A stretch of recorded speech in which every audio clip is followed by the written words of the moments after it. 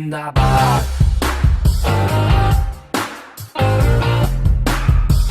जिंदगी जिंदाबाद,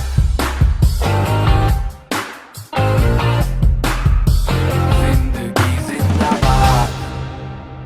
नमस्कार दोस्तों, 90.8 FM रेडियो दस्तक पर मैं Nirmal Bhatnagar, motivational speaker, educational consultant, आप सभी का स्वागत करता हूं आपके अपने शो जिंदगी जिंदाबाद।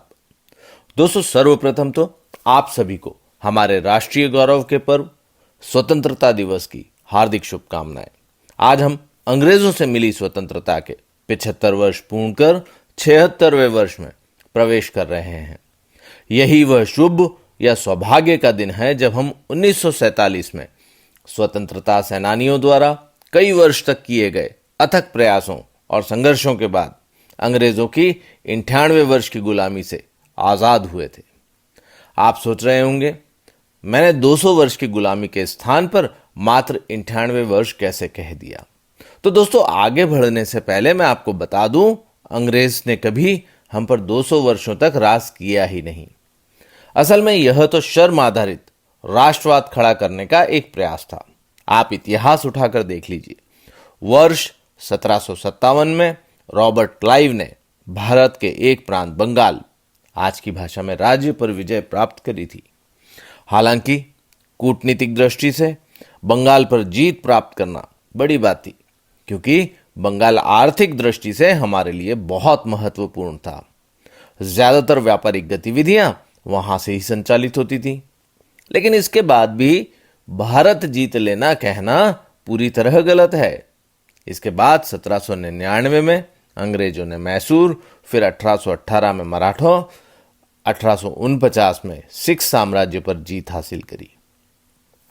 अगर इस आधार पर देखा जाए तो अंग्रेजों को भारत के एक बड़े हिस्से पर जीत प्राप्त करने में लगभग 92 वर्ष लगे।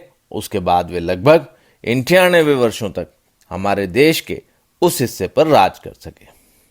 1857 के विद्रोह को रोकने के बाद अंग्रेजों ने भारत को आधिकारिक रूप से ब्रिटिश साम्राज्य में शामिल किया। उसके पहले ईस्ट इंडिया कंपनी भारतीय उपमहाद्वीप की शक्तियों में एक महान शक्ति थी, लेकिन निश्चित रूप से इनका शासन नहीं था। लेकिन फिर भी सिर्फ बंगाल के आधार पर कहा जाए तो भी गुलामी 190 वर्षों की थी। अंग्रेज इसे 200 वर्ष की गुलामी कहें तो समझ आता है, क्योंकि यह उनके लिए गर्व की बात थी, लेकिन हमारे लिए तो बिल्कुल भी नहीं। इसीलिए मैंने बेनेडिक्ट एंडरसन के कथन शर्म राष्ट्रीयता का एक महत्वपूर्ण आधार है के आधार पर पूर्व में कहा था कि अंग्रेजों के शासन को 200 वर्षों का बताना शर्म आधारित राष्ट्रवाद खड़ा करने का एक प्रयास था। लेकिन दोस्तों, अब भारत युवा हो गया है। अगर हम इसे विकसित राष्ट्र बनाना चाहते हैं तो अब हमें शर्म नहीं, गर्व आधारित राष्ट्रवाद खड़ा करना होगा। और यह सामान्य जीवन में एक दूसरे पर आरोप लगाने की गंदी राजनीति से बिल्कुल भी नहीं होगा। मेरी बात पर प्रतिक्रिया देने के पहले एक बार गंभीरता से सोचकर देखिए। एक और जहां हम कंप्यूटर, साइंस, टेक्नोलॉजी, अंतरिक्ष, कृषि, शिक्षा, साहित्य, खेल इत्यादि हर क्षेत्र में सफलता के नए झंडे गाड़ रहे हैं, वहीं दूसरी ओर हमारा युवा अपनी शिक्षा, अपनी जिम्मेदारी छोड़कर स्वार्थ की राजनीति का शिकार होकर अपराध, भ्रष्टाचार, हिंसा, नक्सलवाद, आतंकवाद जैसे रास्तों पर भटक रहा है। दोस्तों, जिस तरह दुनिया ने हमारे युवा होने की शक्ति को पहचान कर अपने उद्योग, अपने व्यापार को हमारे यहाँ फैलाने का प्रयास किया, दूसरे शब्दों में कहूं तो हमारे बड़े क्षेत्रफल, हमारे प्राकृतिक संसाधन, हमारी जनसंख्या, हमारी बचत की आदत, हमारे युवाओं आदि सभी की शक्ति को पहचान कर अपने बाजार और इकोनॉमी को बढ़ाने के लिए हमारा उपयोग किया है। ठीक उसी तरह हमें अपनी उपरोक्त शक्तियों को पहचान कर अपने व्यक्तिगत राजनीतिक लाभों को छोड़कर युवाओं को सही शिक्षा, सही प्राथमिकताओं को समझाना होगा, जिससे वे सही दिशा में आगे बढ़ सकें और अपने सपनों को पूरा करने के साथ साथ देश को और मजबूत बनाने में अपना सकारात्मक योगदान दे सकें।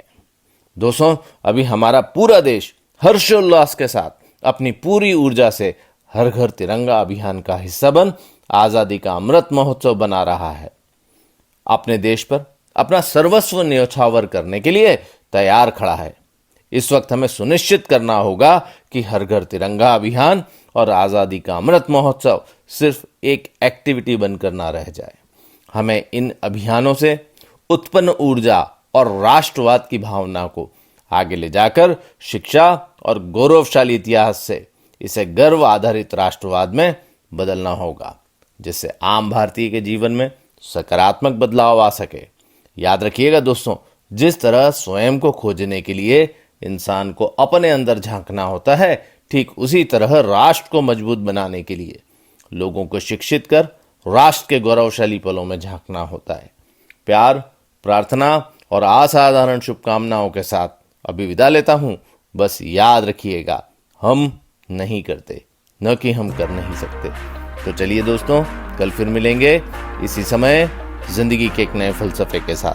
तब तक सुनते रहिए आप 90.8 FM रेडियो दस्तक। सुनेगा उज्जैन, बढ़ेगा उज्जैन। जिंदाबाद।